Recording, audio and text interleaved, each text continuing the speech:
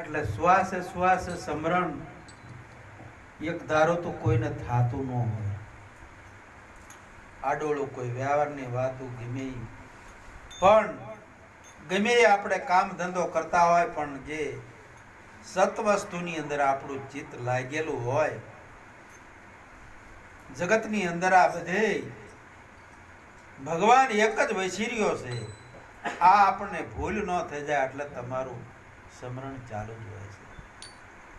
હર ઘડી એને યાદ કરવાની કશું જરૂર નથી, પણ એ લક્ષ્યની અંદર કાયમ હોય એટલે ઉઠત બેઠત આસનમાં કોઈ દી ની જેને લે લાગી જાય છે એ કોઈ દી તાર ફૂટતો નથી.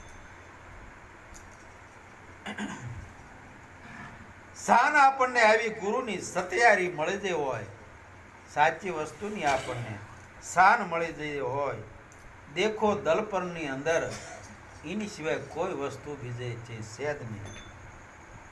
સતરાચરમાં એટલે આખા વિશ્વની અંદરની વાત કરી. સતરાચરમાં સોય બિરાજે આપ આપ અપનામાં, પોતે પોતાની અંદર જેમ વસી રહ્યા છો એમ ભગવાન કોઈ જગ્યા ખાલી નથી. ન્યારા ન્યારા એટલે દેહથી ન્યારા અને ભીતર ભીતર એટલે અંદર. ન્યારા કે ભીતર એક જ નિરંતર બધે બાજી રહ્યો છે ગગનની અંદર. સુવત એટલે આપણે હુઈ ગયા હોય અને જાગતા હોય. સુરતા એની સ્યાજ કી જેને શૂન્યની અંદર સુરતા લાગી જાય હોય, સાચી વસ્તુની અંદર સુરત સ્યાજ કી જેને લાગી જાય, ઉઠટ બેઠત કે આસનમાં જેને લે લાગી પછી કોઈ દીનો તાર તૂટતો નથી.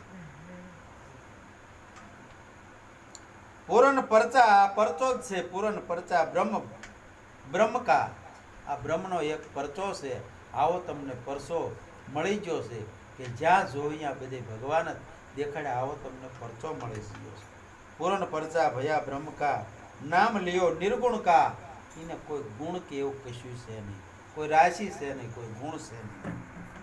દાસ નિરાત દયા સદગુરુ કી મગન ભયા હે. તમારા મનની અંદર આવું બધું દઢ નિશ્ચય થઈ જવો પડે.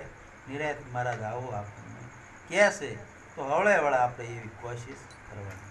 સદગુરુ મહારાજ